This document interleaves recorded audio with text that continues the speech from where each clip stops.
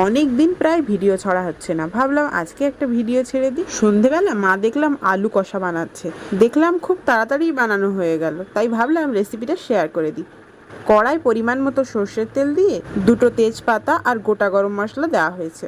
এবার ওপর থেকে পেঁয়াজ কুচি দিয়ে কিছুক্ষণ ভালো মতো লাল লাল করে ভেজে নিয়ে মশলাগুলো একে একে দিয়ে দিন। প্রথমে দিন আদা রসুন বাটা 1 চা চামচ, এবার দিন হলুদ গুঁড়ো, লঙ্কার গুঁড়ো, কাশ্মীরি লঙ্কার গুঁড়ো, আর দিন আগে থেকে কেটে রাখা টমেটো কুচি।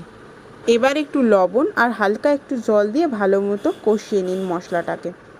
এবার 1 চামচ জিরে আর 1 চামচ ধনে দিয়ে ভালো মতো মশলাটাকে কষিয়ে নিন যতক্ষণ না পর্যন্ত মশলা থেকে তেল বেরোচ্ছে। মশলা ভালো মতো কষানো কমপ্লিট। এবার আগে থেকে নুন দিয়ে সেদ্ধ করে রাখা আলুটাকে দিয়ে দেওয়া হলো। মশলার সাথে আলুগুলো ভালোভাবে কষিয়ে নিয়ে পানি দিয়ে দিতে হবে। এবার কিছুক্ষণের জন্য এটাকে ফুটতে দিন। কিছুক্ষণ ফোটার পরে এটাকে নামিয়ে নিন, গরম মশলা উপর থেকে ছড়িয়ে। হ্যাঁ, যদি লবণ কম হয়ে থাকে লবণও দিয়ে দেবেন। তাহলে আমাদের রেসিপি কেমন লাগলো আমাদেরকে অবশ্যই কমেন্টে জানাবেন। ভালো লাগলে লাইক, কমেন্ট অ্যান্ড শেয়ার করবেন।